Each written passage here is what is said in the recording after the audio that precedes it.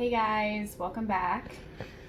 Today I'm going to show you a demo on how to make a really simple breakfast sandwich with a crepe style egg. But before we get started, I want to just give you a few reminders about what's required for this online cooking class in order for you to get a pass versus the not yet complete grading system that the school is getting started with. So for this class, basically for the requirements, you need to view the videos that I'm uploading and you need to answer the discussion question that I have posted. Some of the questions are really simple. Those of you that have been following along know that. Some of them have a few components to them, but that's what I'm requiring of you. I hope that some of you can follow along and cook or bake along with me in these videos, but I realize that's really not an option for everybody. That's why I always have posted, hey, show me what you're making. If you're able to make it, I would love for you to share a video with me or a photo with me or whatever you have. I'd love to see that, but it's not a requirement. And I think there was a little bit of confusion about that. So hopefully this clears all of that up for you. View the video, answer the discussion question. I will be posting a couple of other assignments in the future for you to do, and it'll all be up on Schoology. So as long as you're checking Schoology for updated assignments and activities and things like that, you'll be fine. And if you have questions, just send me an email. I'm on Schoology. I have my email as well that you can contact me there, and I will get back to you very shortly. I'm online all weekdays from 8 till 3 online. So if you need to get a hold of me, just send me a shout out, just ask a question. I'd be happy to clear things up for you. Okay, so today, as I said, I'm going to be showing you how to make some easy breakfast sandwiches, and you don't need a whole lot for those. Okay, you need a couple of eggs. You need about a tablespoon of water and an English muffin. And if you don't have an English muffin, you could use a biscuit or any other type of bread that you have on hand, and cheese. And I'm just using regular American cheese, Kraft singles. Okay, you also need some butter. And then for equipment, it's helpful if you have a toaster, helpful if you have a whisk, but you can also use a fork if you don't have a whisk. And you need a frying pan and some type of turning device or spatula.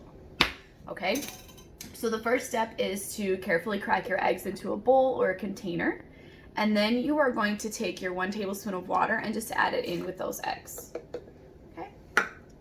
Next, you're going to take your whisk or your fork, and you're going to whisk those eggs together with the water, and you want to keep going until the mixture is light and frothy. And to keep your wrist from becoming tired while you're whisking, make sure that you're moving your whole arm, not just your wrist, because if you just whisk like this, you're gonna get your wrist sore. So move your whole arm. I'm just gonna show you. I'm gonna show you what that looks like.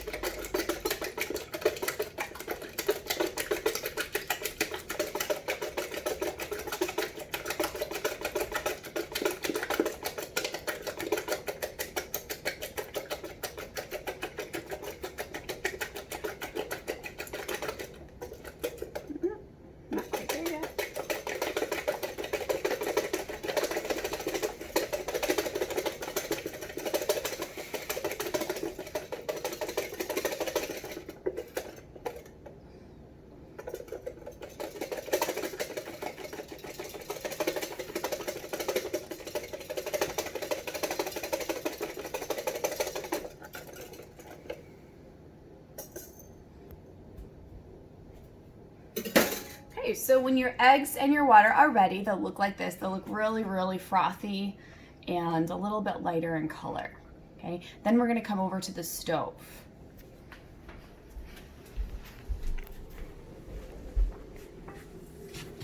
I have about a 10-inch fry pan here. You could use an 8-inch, you could use a 10-inch or a 12-inch, whatever you have on hand. We're going to turn the heat on medium, so that's kind of between a 4 and a 6 or a 4 and a 5, if you want to judge it by that. Okay, and we are going to heat up our pan and just put a little bit of oil in the pan to get ready to make our crepe egg for our breakfast sandwiches.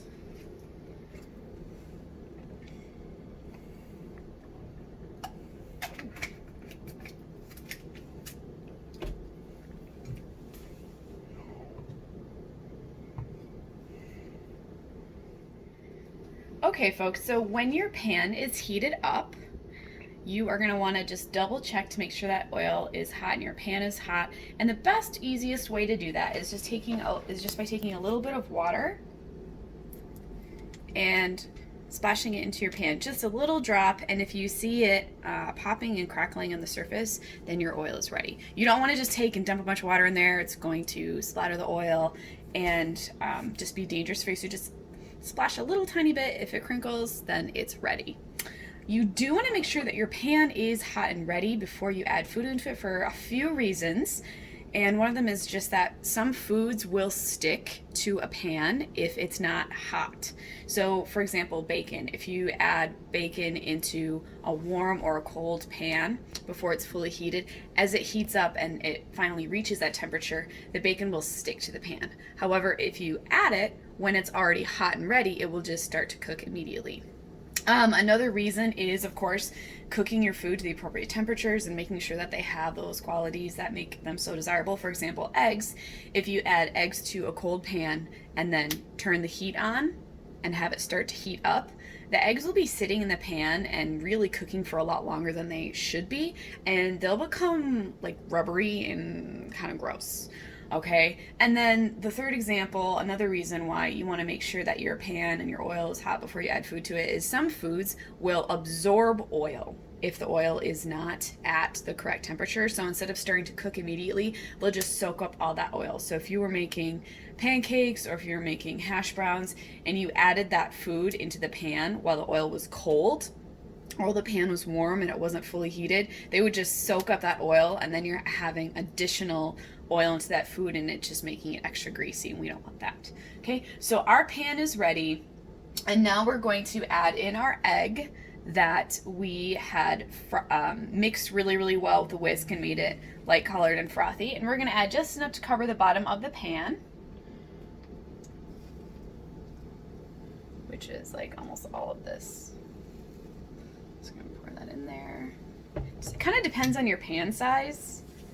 So if you have a smaller pan, you might need less egg. If you have a larger pan like mine, you might use all of your egg. So that's why we started with 2 eggs, because it kind of just depends on what you guys have on hand. Okay, we're just gonna let it cook a little bit.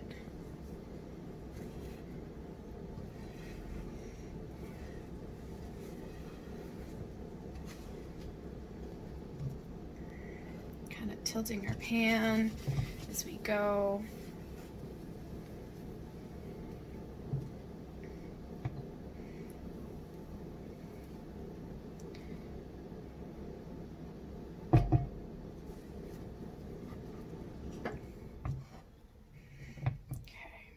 So as this cooks, okay, and we feel like we're able to flip it, we will do so, but it could take a few more seconds until that's ready.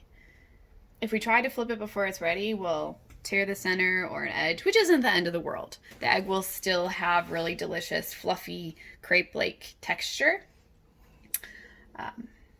So we'll see if I can do this right the first time. Okay, it's not quite ready.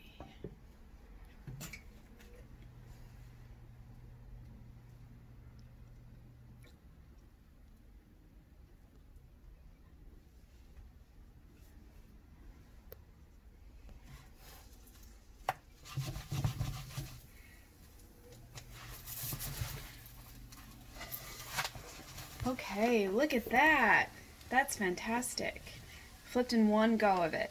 So as you see the egg start to solidify in the bottom, and most of it is fully cooked through, there might be a little bit of raw egg at the top, but if you're able to get your spatula underneath it and just go ahead and flip it, and you feel that the egg will support the spatula without breaking through, go ahead and flip it. Don't be afraid to do that, and if it does break, it's not the end of the world. Okay, we're just going to season with a little bit of salt and a little bit of pepper.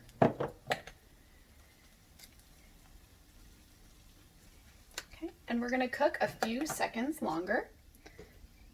Okay. And just a reminder, when you're at the stove, Don't ever leave it unattended. Always make sure that you are standing by it, watching over it while the heat is turned on. And if you need to leave for any reason for just a moment, turn the heat off, take the pan off of the burner, or find someone that is responsible and can watch over your food until you return. Okay, we're gonna look under the bottom to see. Okay, is this done? Oh yeah, that looks done. Perfect. Okay, so I'm gonna turn the heat off. Okay, then I'm gonna fold the egg into quarters here like that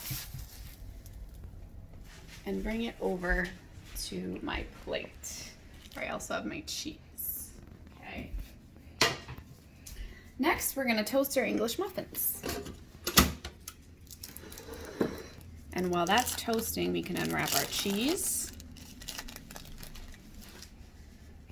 and just put it on top of the egg and let it begin melting as our English muffin or the bread is toasting. Okay. Now folks, I realize this is not the ideal way you wanted to experience cooking class. This is a lab-based class, so if we were all together, of course, I'd be doing grocery shopping, I'd be planning these labs. We would all be doing them together at school, and unfortunately, as you know, that's just not possible. So while I realize it's just not realistic for everyone to participate in this, I hope that you're able to learn from these videos that I'm making. I hope that you're enjoying them. And I do want to just give a shout out to all of you that have been sharing with me the photos of the foods that you've been making at home. Some of you have been able to make some of the foods that I've shown in the videos. Some of you have been making other things and sharing those with me as well, which I really, really have enjoyed. So please continue to do so. One of the biggest goals for this class is to get you folks more excited, more competent, more active, and working in the kitchen. And it can be making things that are a little bit more complicated, like those slice and bake cookies, or it can be making really, really simple things like a crepe egg for a breakfast sandwich. Okay, we all start somewhere.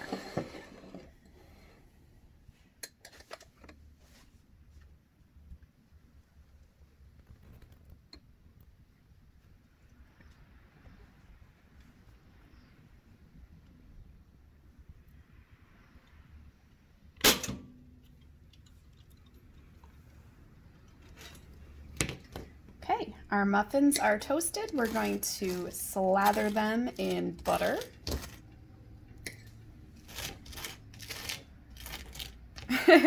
Our muffins are a lot smaller than our egg. That's okay. We're going to put our egg and our cheese in between. And voila, we have a delicious, delicious breakfast egg sandwich with a crepe egg as our centerpiece. And you could add veggies to your egg crepe if you'd like, or if you have bacon or ham or something, or some other type of sausage that you would like to add to your breakfast sandwich, you could do that as well. Just 100 different ways you could customize it. So I hope if you're able to, you get in the kitchen and you make this delicious egg sandwich. And if you do, don't forget to share it with me. All right, folks, that's all for today.